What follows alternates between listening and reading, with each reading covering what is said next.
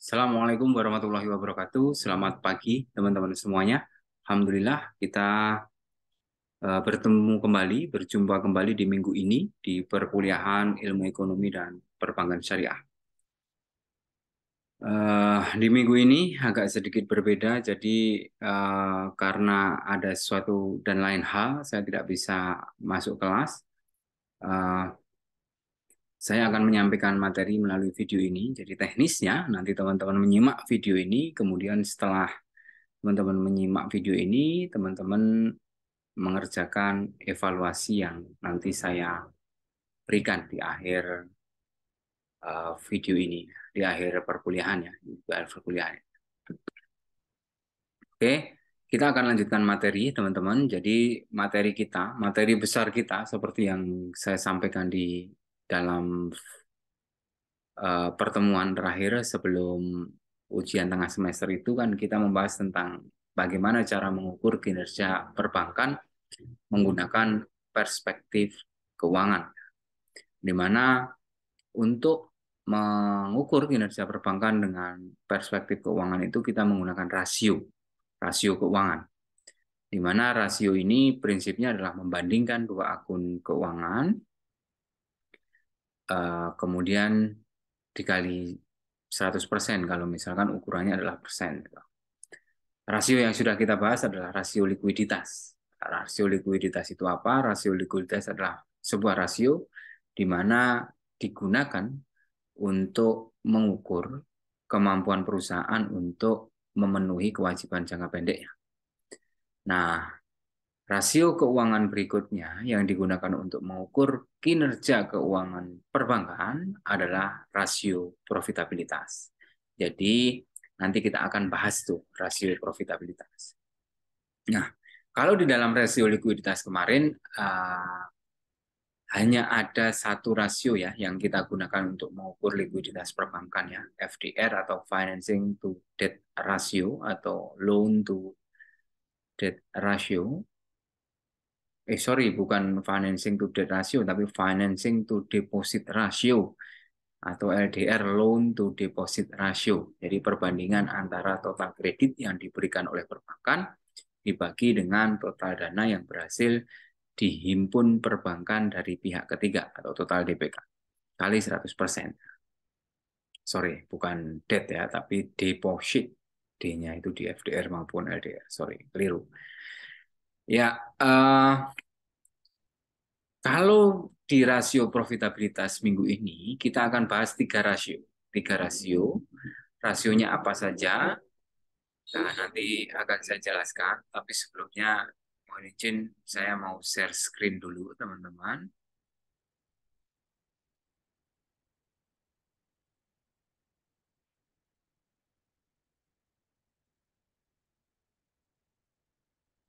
Oke, sudah ya.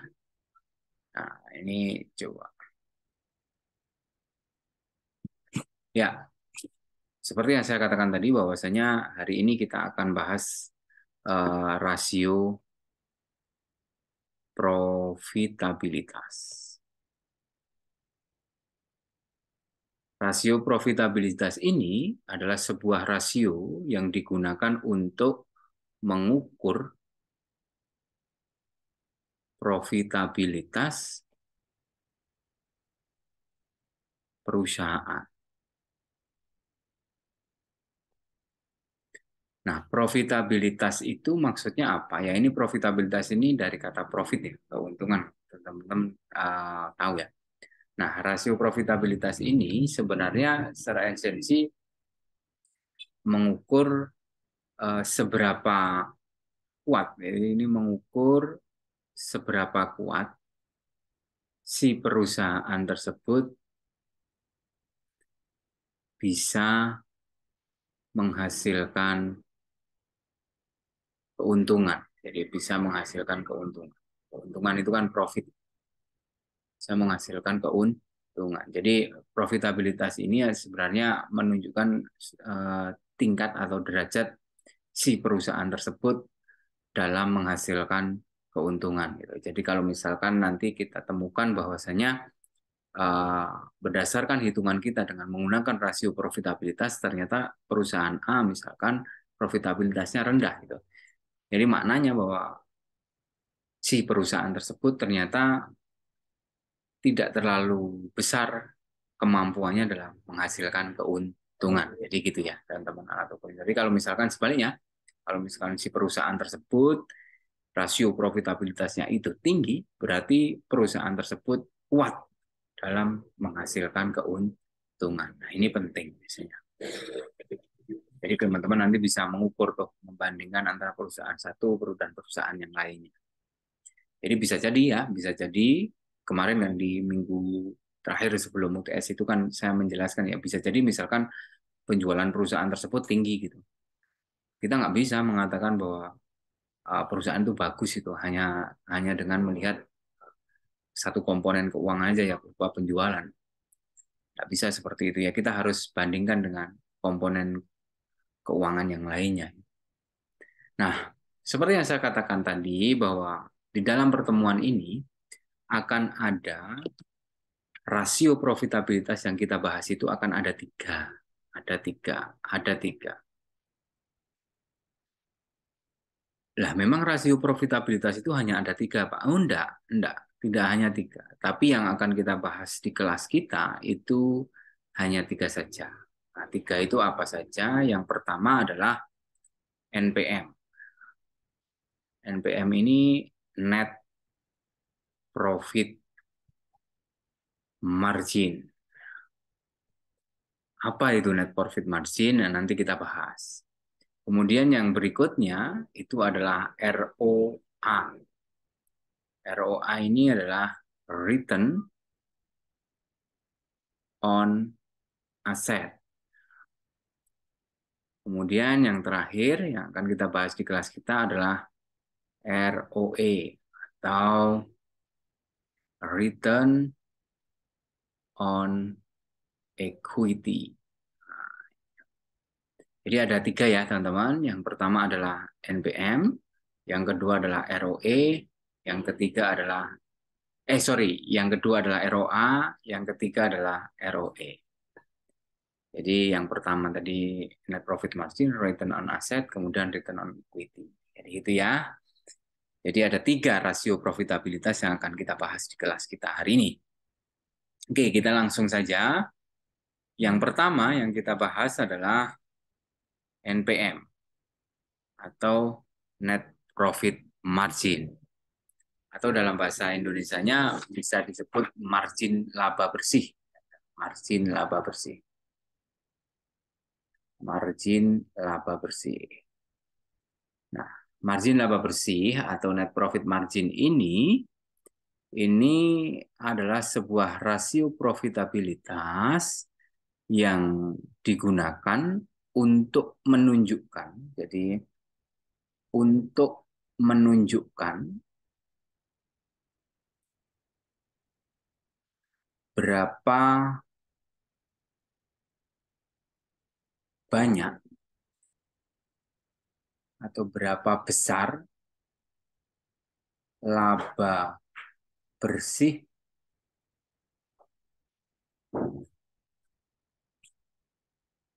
yang dihasilkan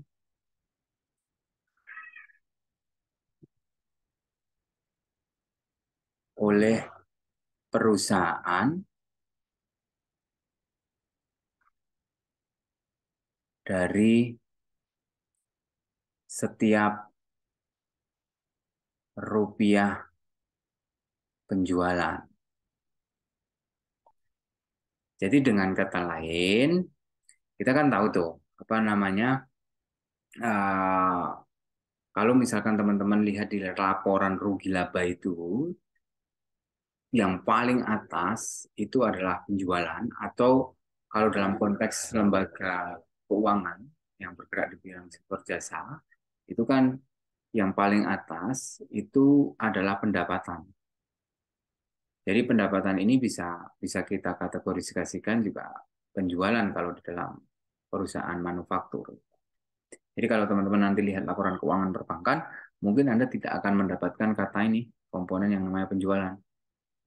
Karena biasanya ini di perusahaan manufaktur. Nah, kalau dalam apa namanya perusahaan perbankan itu biasanya ya ini namanya adalah pendapatan. Nah, ini kalau di perbankan. Jadi komponen yang paling atas di dalam laporan rugi laba itu kan pendapatan, di mana pendapatan itu dikurangi dengan biaya banyak biaya sampai dengan mendapatkan eh, laba bersih gitu. Nah, jadi eh, intinya bahwasanya NPM atau net profit margin itu sebenarnya eh, mengukur itu seberapa besar sih kemampuan pendapatan itu dalam menghasilkan laba bersih. Jadi sebenarnya rasio ini juga mengukur apa namanya efisiensi dari perusahaan, teman-teman. Jadi taruh contoh misalkan nanti pendapatannya tinggi sih, tapi kok laba bersihnya kecil, gitu. Nah, berarti kan ada biaya banyak yang mengurangi si pendapatan, akhirnya laba bersihnya kecil, gitu. Nah, langsung aja ya rumusnya. Rumusnya adalah ya NPM itu perbandingan antara laba bersih dibagi dengan penjualan atau ya pendapatan ya. Kalau dalam konteks perbankan, pendapatan kali 100%. Nah, ini adalah rumus NPM ya. Jadi teman-teman bisa melihat kalau misalkan di sini bisa kita lihat ya, kalau misalkan kok ternyata nilai NPM ini itu uh, tinggi gitu, itu tinggi. Itu kan berarti si perusahaan tersebut efisien loh. Kenapa Pak kok efisien? Ya karena tidak terlalu banyak biaya-biaya yang yang harus ditanggung perusahaan sehingga dapat mengurangi penjualan sehingga laba bersihnya menjadi kecil gitu. Jadi taruh contoh perusahaan A. Perusahaan A itu penjualannya 10 juta misalkan ya, misalkan 10 juta. Kemudian ini penjualannya. Kemudian laba bersihnya itu 1 juta rupiah. Ini laba bersih. Berarti NPM-nya berapa? NPM-nya berarti 1 juta dibagi 10 juta kali 100%. Berarti NPM-nya berapa ini? NPM-nya berarti 0,1 kali 100% berarti NPM-nya itu sebesar 10%. Sekarang misalkan begini nih, perusahaan B. Perusahaan B.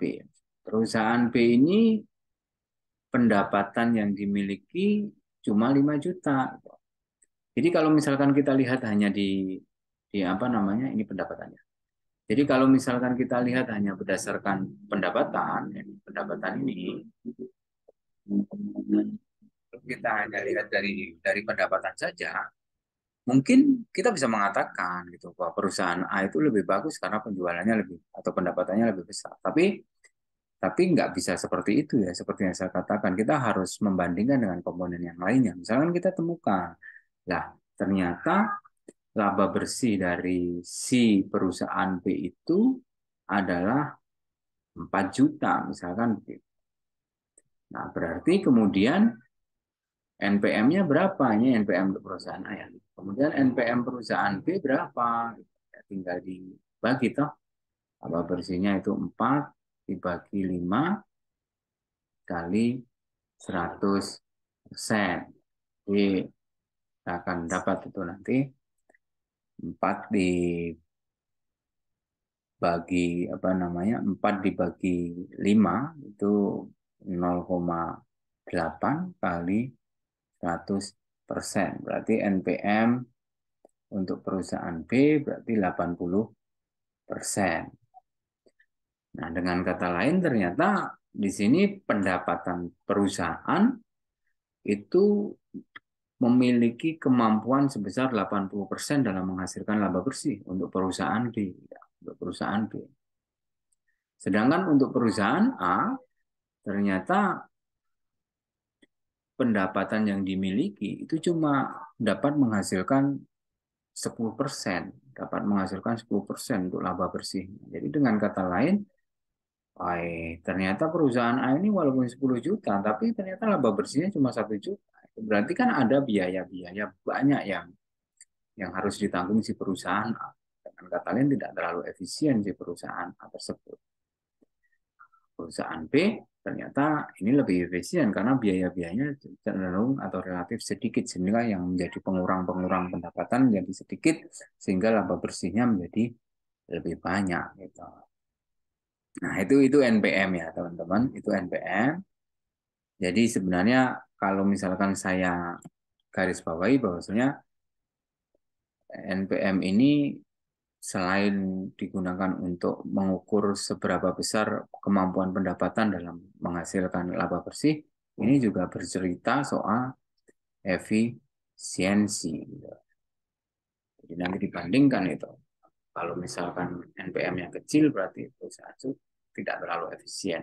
Kata lain seperti itu. Nah, kemudian kita lanjut ya, teman-teman. Kita lanjut rasio profitabilitas yang berikutnya, yaitu adalah ROA atau return on asset. Return on asset ini sebenarnya bercerita atau apa ya istilahnya, sebenarnya bercerita atau bertujuan untuk mengukur kemampuan aset yang dimiliki oleh perusahaan dalam menghasilkan keuntungan. Jadi kita tahu ya bahwasanya yang namanya yang namanya perusahaan itu kan pasti punya yang namanya aset, punya aset. Nah, aset-aset yang dimiliki oleh perusahaan itu seberapa besar kemampuannya dalam menghasilkan sebuah keuntungan bagi perusahaan. Dengan kata lain, kalau misalkan uh, kita punya alat ukur yang namanya ROA itu sebenarnya untuk mengukur itu. Jadi bisa jadi sebuah perusahaan itu asetnya banyak, tapi ternyata laba bersihnya sedikit gitu.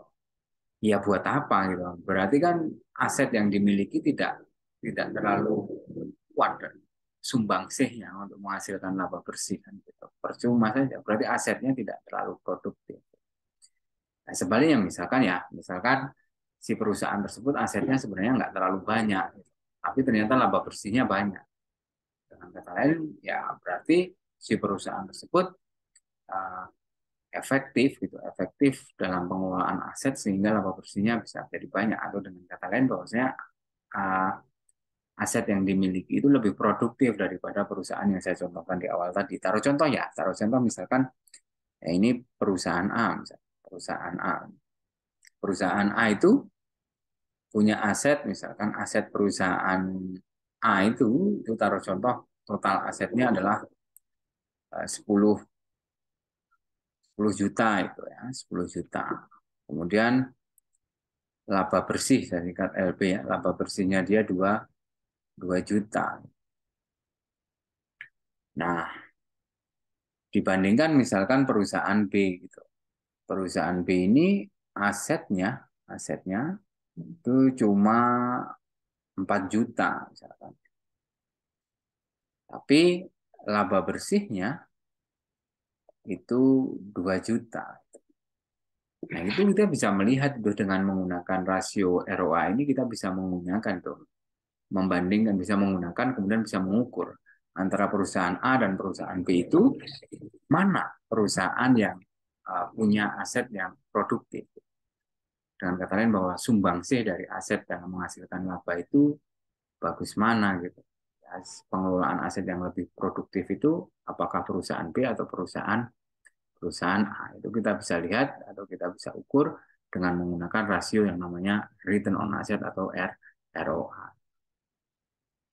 Nah, rumus dari ROA ini rumusnya adalah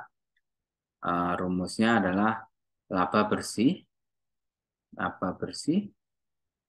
dibagi total aset total aset kali 100%.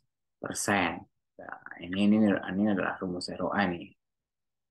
Jadi teman-teman bisa nanti kalau misalkan Anda iseng-iseng ngukur gitu lah, membandingkan, kebetulan kan teman-teman di lembaga apa namanya, di misalkan concern di lembaga amil zakat atau lazis itu ya, membandingkan gitu.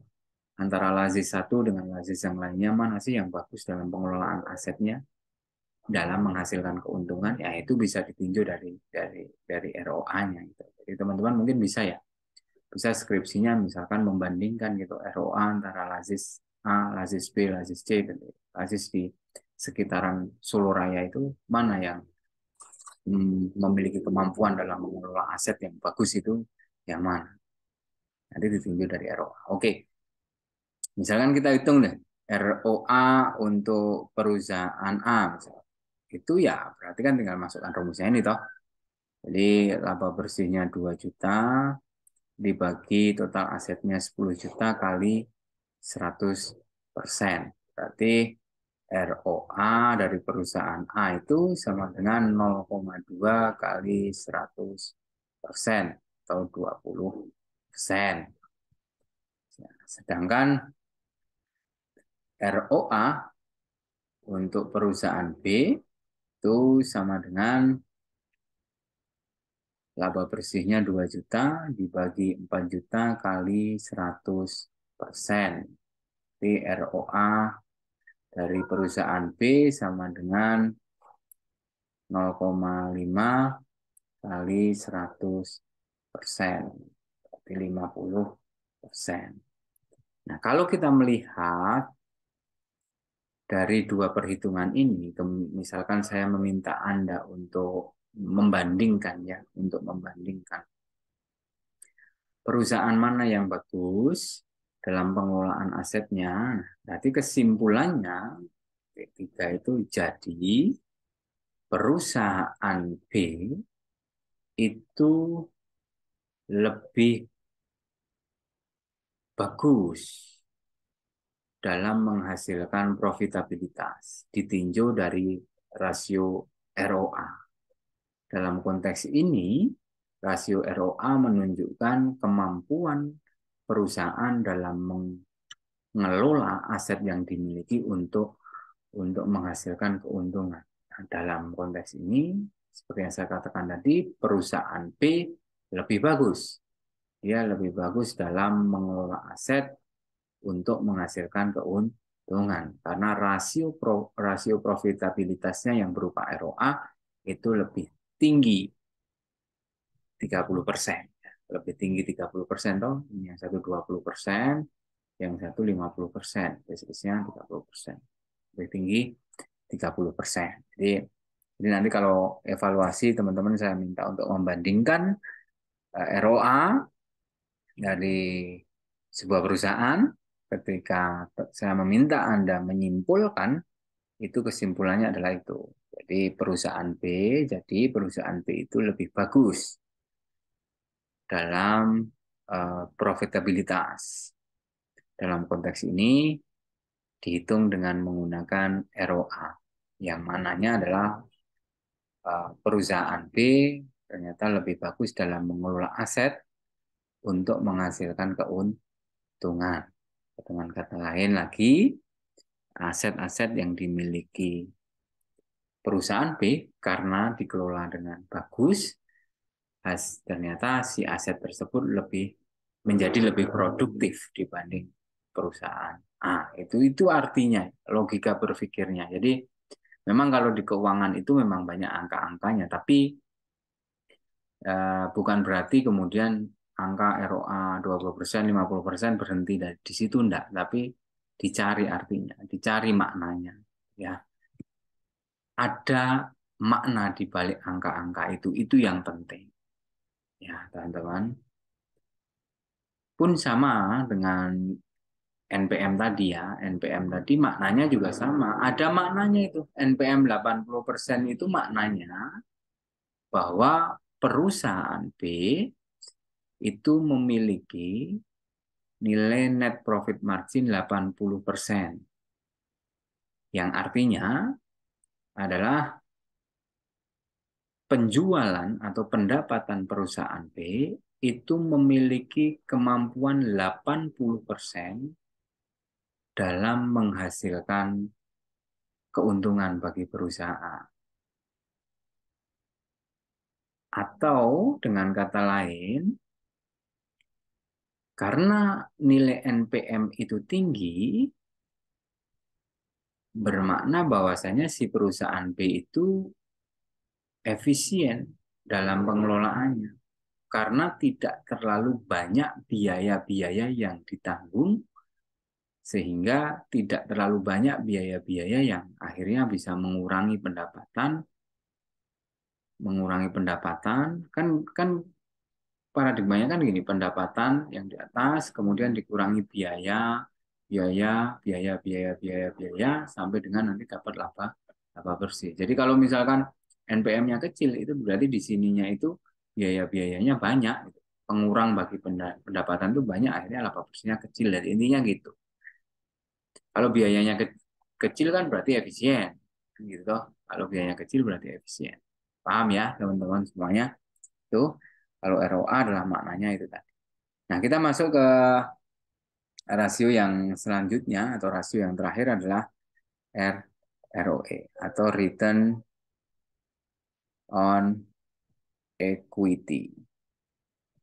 Return on Equity ini atau istilahnya kalau dalam bahasanya equity ini adalah ekuitas ya, ekuitas. Ekuitas itu apa? Ekuitas itu kalau dalam bahasa sehari-hari ya modal sendiri atau modal yang disetor oleh pemilik usaha. Nah, return on equity itu sebenarnya eh, bermakna itu bermakna untuk mengukur kemampuan perusahaan dalam menghasilkan laba melalui pengelolaan ekuitas. Nah, ROE ini sebenarnya mengukur kemampuan perusahaan dalam menghasilkan laba melalui pengelolaan modal, ya. Pengelolaan ekuitas atau melalui pengelolaan modal sendiri. Atau bisa juga di mana ya sebenarnya ROE ini banyak yang memaknai juga uh, tingkat pengembalian keuntungan bagi para pemilik modal. Jadi dengan kata lain kalau misalkan kita menggunakan makna yang kedua ini, kalau misalkan ROE dari sebuah perusahaan itu sama dengan 5%, berarti maknanya kalau menggunakan definisi yang kedua ini ya, definisi yang ini ya, bahwa ada 5% dari laba bersih itu dikembalikan kepada para pemilik modal. Dengan kata lain bahwa ada 5%, ada 5% dari laba bersih yang kemungkinan bisa dikembalikan kepada para pemilik modal.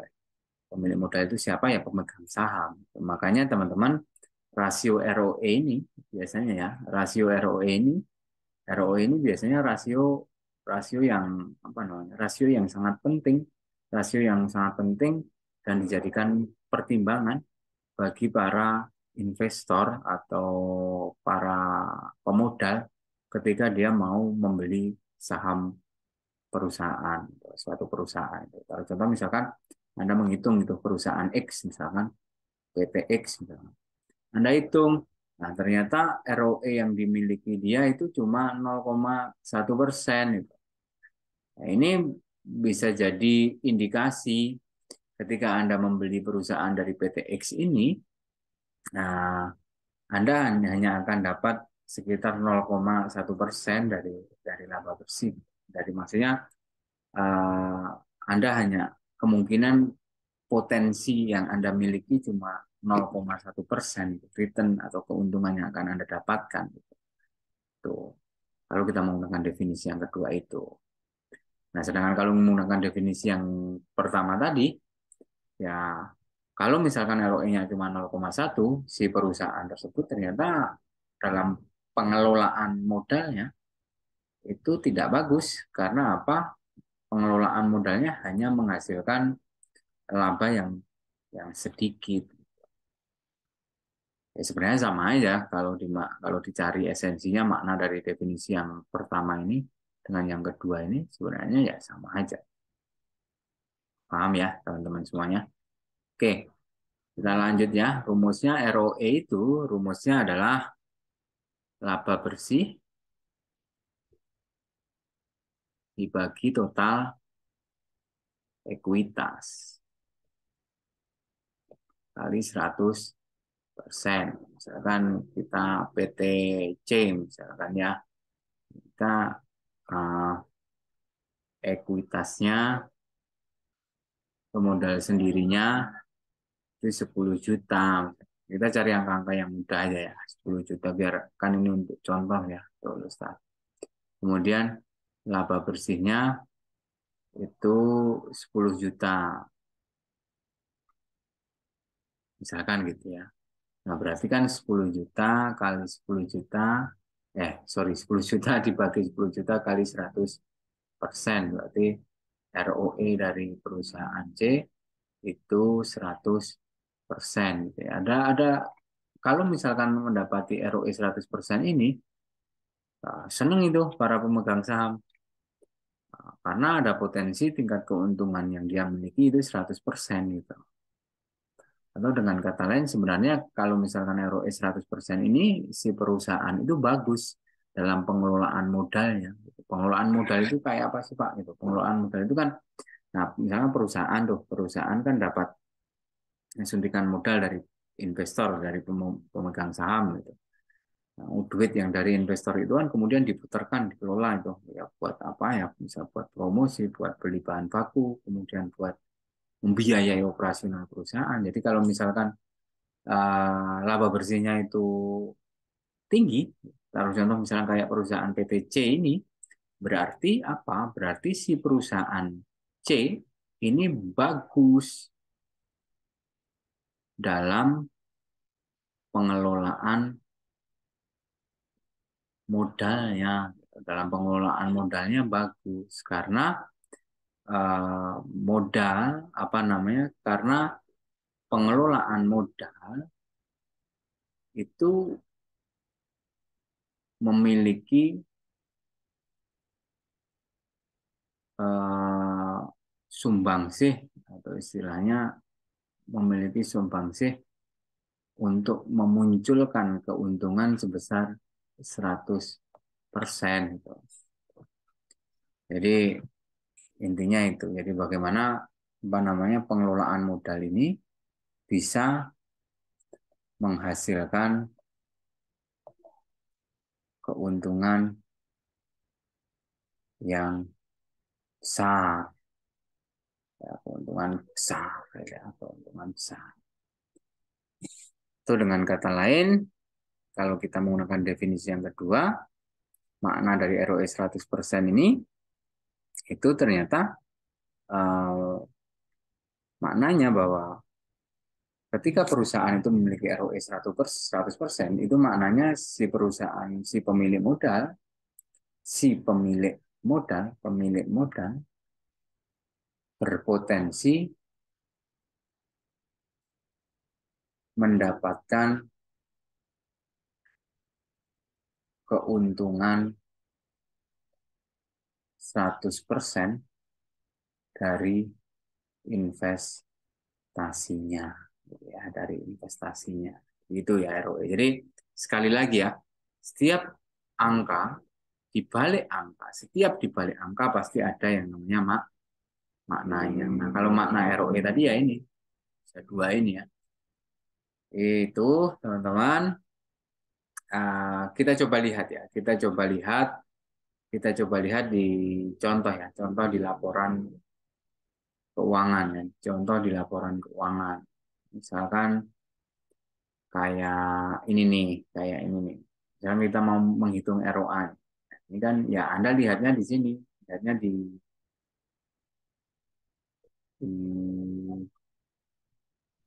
sorry. Nah, ini dokumennya read only ternyata ya. This tool is not available because the document is read only. Jadi tidak bisa saya coret-coret nih.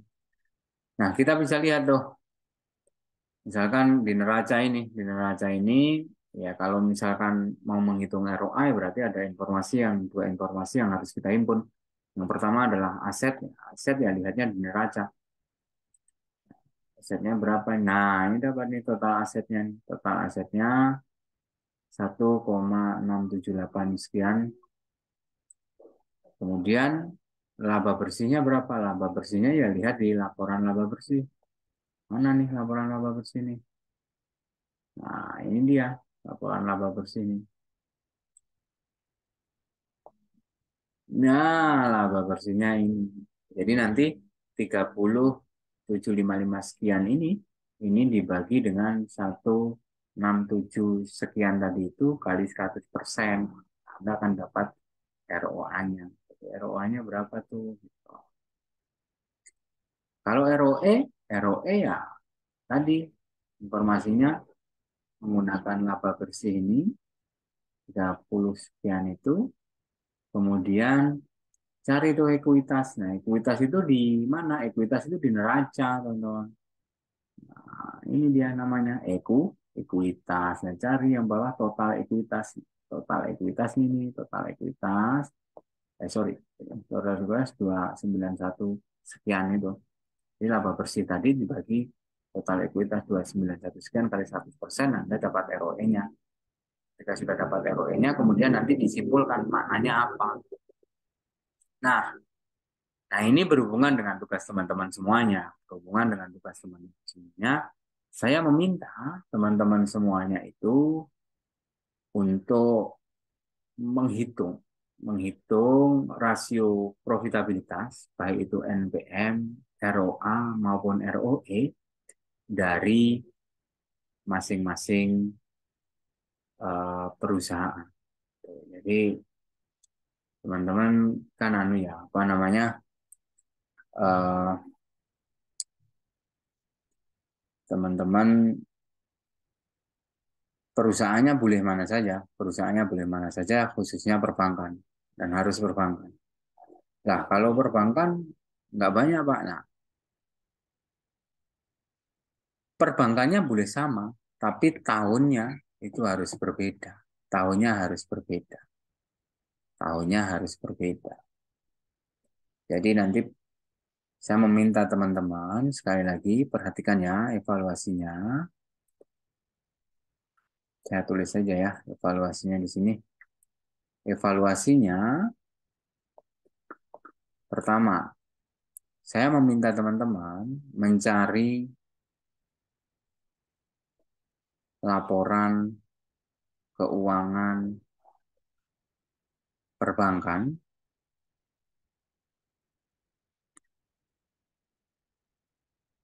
kemudian Yang kedua, teman-teman menghitung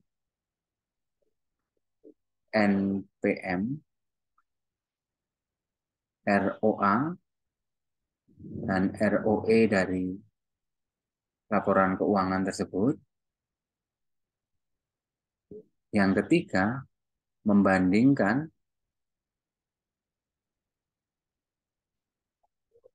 NPM, ROA, dan ROE dari perusahaan tersebut. Teman-teman bisa lihat ya, dari masing-masing laporan keuangan itu kan pasti akan seperti ini. Akan dijajarkan 2021, 2020, 2021, 2020. Nah, nanti dibandingkan itu ROA 2020 dengan ROA 2021 gitu. Nah, itu bagus mana? Nah, nanti kemudian kan yang berikutnya nanti yang keempat itu adalah disimpulkan. Disimpulkan bagus mana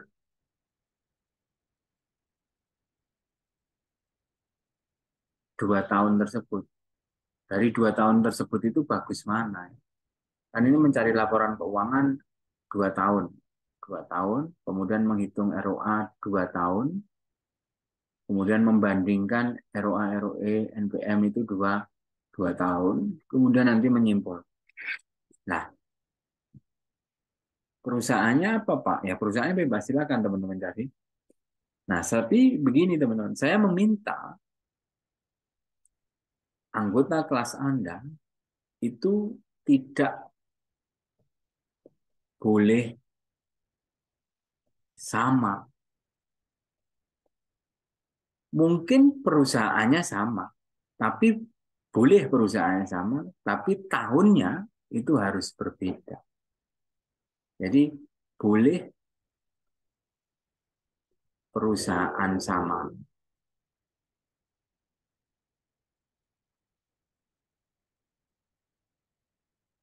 tapi tahun harus beda. Harus beda. Misalkan sama-sama BNI misalkan. Ya, tapi tahunnya harus beda. Yang satu 2020, 2021, yang satu musim 2015, 2016 itu. Itu ya. Nah, cara mencari laporan keuangan dari mana, Pak? Dari sini, teman-teman. Dari sini. Anda bisa masuk websitenya Bursa Efek Indonesia. Teman-teman bisa masuk websitenya Bursa Efek Indonesia ini. Bursa Efek Indonesia, kemudian cari itu laporan keuangan ini kan laporannya masuk di sorry ya, masuk di ini loh tadi ini agak lama ini.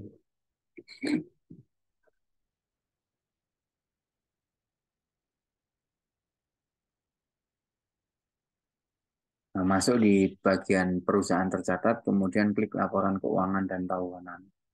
Nah, nanti Anda masuk di sini nih.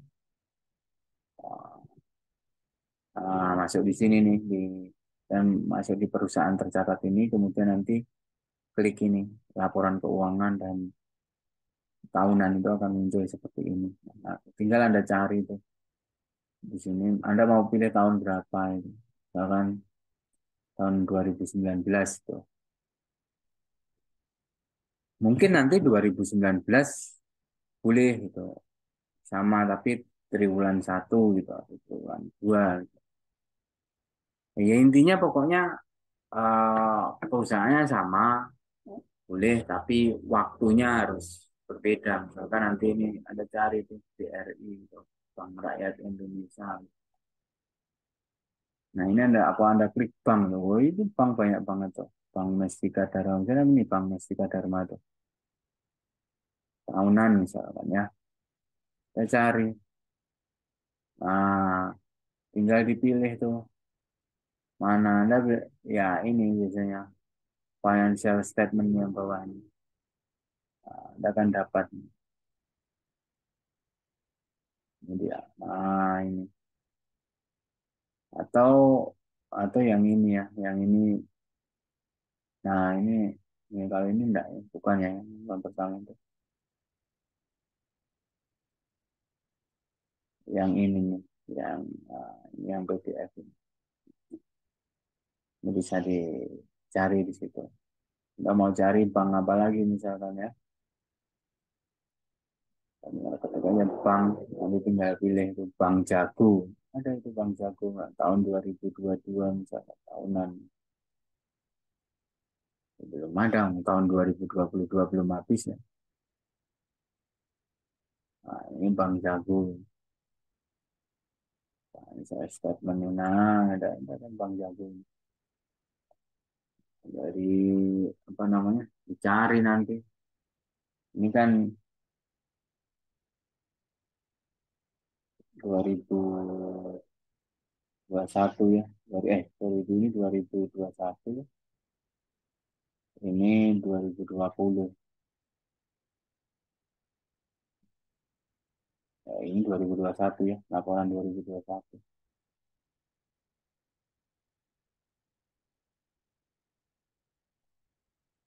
Kalau ini tidak seperti yang punya saya itu ya, punya saya yang ini. Jadi tidak seperti ini, yang dijejerkan 2 tahun itu. Ya berarti kalau misalkan teman-teman dapatnya kayak gini, ya nanti tinggal dibandingkan tuh 2021 dengan Anda download yang 2020. Nah, Anda boleh enggak Pak? Enggak berurutan misalnya 2021 dengan 2019. Boleh. Jadi intinya teman-teman membandingkan eh, kinerja profitabilitas, membandingkan kinerja profitabilitas eh, dari dua tahun. Gitu ya teman-teman, paham ya? Oke, sekian dari saya. Assalamualaikum warahmatullahi wabarakatuh.